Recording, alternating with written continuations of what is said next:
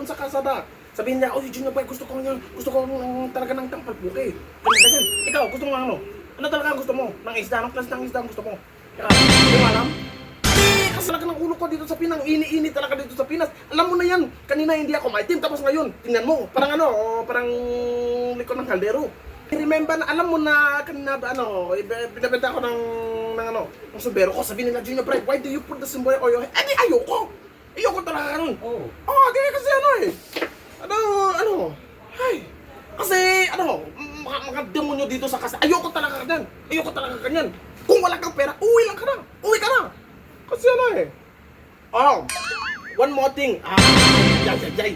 Kasi yung mga kapitbahay dito, nakalimutan ko yung mga Diyos ko yun. Di kasi ano eh. Ay, yay!